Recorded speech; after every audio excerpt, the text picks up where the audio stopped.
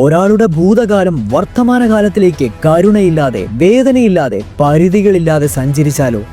അതെ, മരണത്തിന്റെ ആഴങ്ങളിൽ നിന്നാണ് അവർ ഉയർന്നു വരുന്നത്. നായകന്മാരായോ വില്ലന്മാരായോ അല്ല, മറിച്ച് വിലക്കപ്പെട്ട ശക്തിയുടെ കളിപ്പാവകളായി. ദൈവങ്ങളെ ധിക്കരിച്ചുകൊണ്ട് ഒരു കാലത്ത് ഇതിഹാസങ്ങളായിരുന്നവർ ഇപ്പോൾ ആയുധങ്ങളായി മാറി. വിലക്കപ്പെട്ട മുദ്രകൾ കൊത്തിയെടുത്ത് രക്തം ചൊരിയുവാൻ ഉപയോഗിക്കുന്ന ജീവിതത്തിനും മരണത്തിനും ഇടയിലുള്ള ഒരു രേഖ. മരിച്ചവരോട് ആജ്ഞാപിക്കുന്ന ത്യാഗത്തിന്റെ വേർപാട്. അവരുടെ ശരീരത്തിൽ നിന്ന് രക്തം വാർന്നൊഴുകുവാൻ കഴിയില്ല, അവരുടെ ആത്മാവിന് വിശ്രമിക്കുവാനും കഴിയില്ല. ദൈവത്തെ പോലെ കളിക്കുന്നതിന്റെ വില ഇതാണ്. മരണത്തിൽ മുദ്രയിട്ടിരിക്കുന്ന, ജീവിച്ചിരിക്കുന്നവരാൽ നിയന്ത്രിക്കപ്പെട്ടു പോരുന്ന, യുദ്ധത്തിനായി വിളിക്കപ്പെടുന്ന കാലചക്രത്തിന്റെ മരണതാണ്ഡവം എഡോ ടെൻസായി.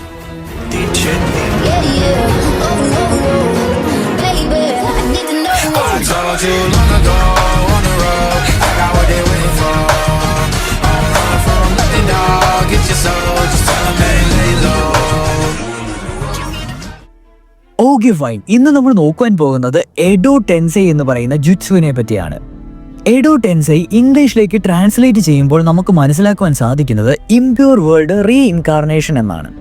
ഇതൊരു നിൻജുറ്റ്സു ആണ്. ശരിക്കും പറയുകയാണെങ്കിൽ ഫോർബിഡൻ ആയിട്ടുള്ള ഒരു നിൻജുറ്റ്സു ആണ്. എഡോ ടെൻസൈ ഫോർബിഡൻ ആകുവാനുള്ള കാരണം പറയുന്നതിന് മുമ്പ് ഇതാരാ ഡെവലപ്പ് ചെയ്തേ, അല്ലെങ്കിൽ ഇതിന്റെ ക്രിയേറ്റർ ആരാന്ന് നോക്കാം. The one and only Tobirama Senju. അതെ, നമ്മുടെ സെക്കൻഡ് ഹൊക്കാഗെ ആയിട്ടുള്ള ടോബിറാമ സെൻചു ആണ് എഡോ ടെൻസൈ ഡെവലപ്പ് ചെയ്തെടുത്തത്.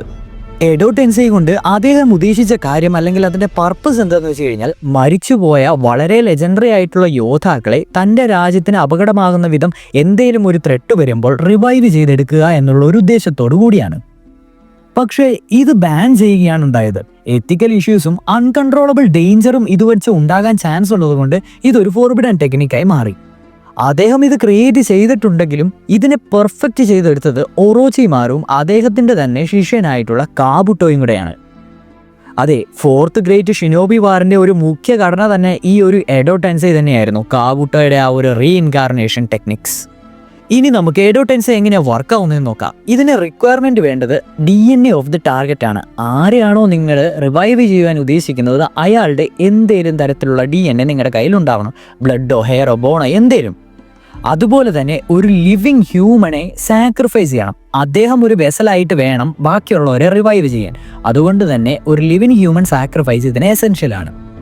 ഇതിന്റെ സ്റ്റെപ്പ് ബൈ സ്റ്റെപ്പ് പ്രോസസ്സ് പറയുകയാണെങ്കിൽ, ആദ്യം ജനറ്റിക് മെറ്റീരിയൽ അതായത് ആരെയാണോ റിവൈവ് ചെയ്തെടുക്കേണ്ടത് അദ്ദേഹത്തിൻ്റെ കണ്ടുപിടിക്കുക. അത് കഴിഞ്ഞ് ഒരു ലിവിങ് ബോഡി സാക്രിഫൈസ് ചെയ്യണം. അയാളുടെ സോള് സപ്രസ് ചെയ്തിട്ടാണ് നമ്മളിത് ചെയ്യുന്നത്. റിവൈവ് ചെയ്യപ്പെട്ട ശേഷം അദ്ദേഹം, അല്ലെങ്കിൽ റിവൈവ് ചെയ്ത ആരാണോ അദ്ദേഹത്തിൻ്റെ കമാൻഡ് അനുസരിച്ചായിരിക്കും ഇവർ പ്രവർത്തിക്കുക. എന്നാൽ സീരീസിൽ ഇതും ഭേദിച്ച് ഒരു അന്യായി യോദ്ധാവ് അവിടെ ഉണ്ടായിരുന്നു. ആരാന്ന് മനസ്സിലായെങ്കിൽ ഒന്ന് കമൻറ്റ് ചെയ്തേക്കുക. സോ ഇങ്ങനെ റിവൈവ് ചെയ്തെടുക്കുന്ന ഒരു ബോഡി ഇമ്മോർട്ടലും പിന്നെ പെട്ടെന്ന് തന്നെ റീജനറേറ്റ് ചെയ്യാനുള്ള കപ്പാസിറ്റിയും ഉള്ള ഒരു ബോഡിയാണ്. ലിറ്ററലി എറ്റേണൽ സോംബീസ് എന്ന് വേണമെങ്കിൽ പറയാം. ആദ്യം ടോബിറാമ ഇത് കണ്ടുപിടിച്ചപ്പോൾ അദ്ദേഹത്തിന് അവരുടെ പവർ ലെവൽ അവർ ജീവിച്ചിരുന്നപ്പോൾ പോലെ ആക്കുവാൻ സാധിച്ചില്ലായിരുന്നു. എന്നാൽ കാബൂട്ടോയും ഓറോച്ചിമാരുമാണ് ഇത് പെർഫെക്റ്റ് ചെയ്തെടുത്തിട്ട് എന്തൊക്കെ പവർ അവർക്കുണ്ടായിരുന്നോ അതിൻ്റെ ആ ഒരു പവർ ലെവലിനനുസരിച്ച് തന്നെ റീഇൻകാർണേറ്റ് ചെയ്യുമ്പോഴും അവർക്ക് ചെയ്യുവാൻ സാധിക്കുന്ന ലെവലിലാക്കിയെടുത്തത്. ഇതിൻ്റെ എബിലിറ്റീസ് ആൻഡ് പവേഴ്സ് പറയുകയാണെങ്കിൽ ഇൻഫിനിറ്റ് റീജനറേഷൻ ആയിരിക്കും. അതെ, വൂൺസ് ഒന്നും ഏൽക്കുകയല്ല, പെട്ടെന്ന് തന്നെ റീജനറേറ്റ് ആയിക്കൊണ്ടേയിരിക്കും. അതുകൊണ്ട് തന്നെ ഇവർ ഇമ്മോർട്ടൽ ആയിരിക്കും. പിന്നെ റീറ്റെയിൻഡ് മെമ്മറി ആയിരിക്കും. അതായത് സോൾസിന്, അവരുടെ ആത്മാവിനും കഴിഞ്ഞ കാലവും ഇപ്പം നടക്കുന്ന കാര്യങ്ങളെപ്പറ്റി എല്ലാം കറക്റ്റ് നോളജ് ഉണ്ടായിരിക്കും. കാബൂട്ടോ റീഇൻകാർണേറ്റ് ചെയ്തപ്പോൾ അദ്ദേഹം കുറച്ച് സെൻസേഴ്സും അപ്ഗ്രേഡ്സും ഒക്കെ ചെയ്തായിരുന്നു. ഫോർ എക്സാമ്പിൾ പറയുകയാണെങ്കിൽ ഹാഷിറാമയുടെ DNA ഉപയോഗിച്ചുകൊണ്ട് മറ്റു ചിലർക്ക് നോൺ സെൻജിറ്റ്സു ആയ യൂസേഴ്സിന് സേജ് മോഡ് ആക്സസ് ഒക്കെ കാബൂട്ടോ കൊടുത്തിരുന്നു. ഇനിയിപ്പം ഏറ്റവും നോട്ടബിൾ ആയിട്ടുള്ള ഐക്കോണിക് ക്യാരക്ടേഴ്സ് ആരൊക്കെയാണെന്ന് ചോദിച്ചു കഴിഞ്ഞാൽ, അതായത് റിവൈവ് ചെയ്തെടുത്ത ഐക്കോണിക് ക്യാരക്ടേഴ്സ് ആരൊക്കെയാണെന്ന് ചോദിച്ചു കഴിഞ്ഞാൽ നമുക്കറിയാം. ഗോഡ് ഓഫ് ഷിനോബി ആയിട്ടുള്ള ഹാഷിറാമയുടെ അനിയനായിട്ടുള്ള ടോബിറാമ, പിന്നെ നമ്മുടെ യെല്ലോ ഫ്ലാഷ് എന്നറിയപ്പെടുന്ന മിനാട്ടോ, ഹിറൂസൻ, ഇവരെല്ലാം ഒറോച്ചിമാരും വീണ്ടും റിവൈവ് ചെയ്തെടുത്തിട്ടുണ്ട്. അതുകൂടാതെ തന്നെ ഇറ്റാച്ചി, മാദറ, നഗാട്ടോ, ദേദര, സസോരി, കക്കൂസു, കിമിമാരോ, ചിയോ, ഹാൻസു, കിങ്കാക്കു, ഇവരെല്ലാം കാബൂട്ടോയെ റീഇൻകാർണേറ്റ് ചെയ്തെടുത്തിട്ടുണ്ട്. ഇവർ മാത്രമല്ല കേട്ടോ, കാബൂട്ടോ റിവൈവ് ചെയ്തേക്കുന്ന ഹൺഡ്രഡ്സ് ഓഫ് നിഞ്ച, അതും ഭയങ്കര കാഗെ ലെവൽ ഫിഗേഴ്സ് ആയിട്ടുള്ള ലെജൻഡറി യോദ്ധാക്കളെയാണ് കാബൂട്ടോ ആ ഒരു ഫോർത്ത് വേൾഡ് നിഞ്ച വാറിൻ്റെ ടൈമിൽ റിവൈവ് ചെയ്തെടുത്തത്. എഡോ ടെൻസയുടെ വീക്ക്നെസ്സും കൗണ്ടേഴ്സും ഒക്കെ ഒന്ന് പറയുകയാണെങ്കിൽ, ഒന്നാമത്തെ സോൾ സീലിംഗ് ആണ്. അതെ, only way to permanently stop an Edo Tensei എന്ന് പറയുകയാണെങ്കിൽ അത് ഈ ഒരു സോൾ സീലിംഗ് ആണ്. ഫോർ എക്സാമ്പിൾ പറയുകയാണെങ്കിൽ നമ്മുടെ റീപ്പർ ഡെത്ത് സീൽ ഉപയോഗിച്ചുകൊണ്ട് ഇതിനെ സ്റ്റോപ്പ് ചെയ്യാം. രണ്ടാമത്തെ കാര്യം പറയുകയാണെങ്കിൽ നമ്മുടെ ഇറ്റാച്ചിയുടെ സോഡ് ഓഫ് സീലിംഗ് ഇല്ലേ, അത് വെച്ച് സ്റ്റോപ്പ് ചെയ്യാൻ പറ്റും. മൂന്നാമത്തെ 6 പാത്ത് ആ ഒരു ടെക്നിക്ക് യൂസ് ചെയ്യുന്നവർക്ക് ഇത് സ്റ്റോപ്പ് ചെയ്യാൻ പറ്റും.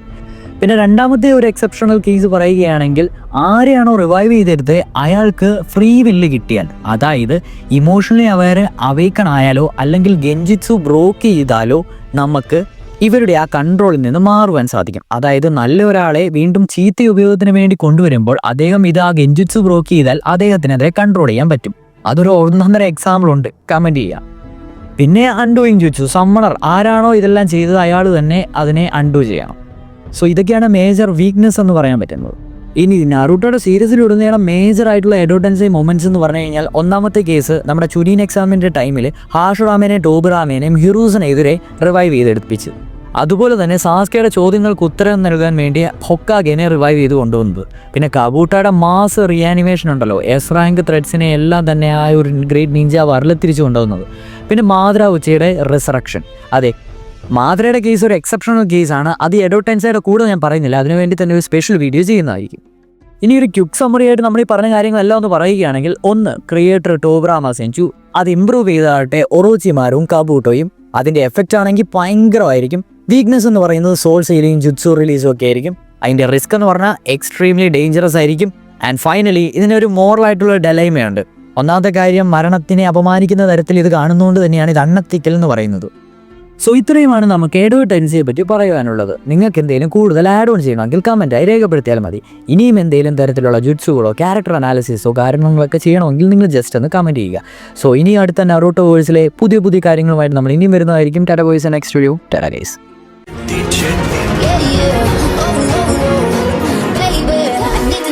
I told you long ago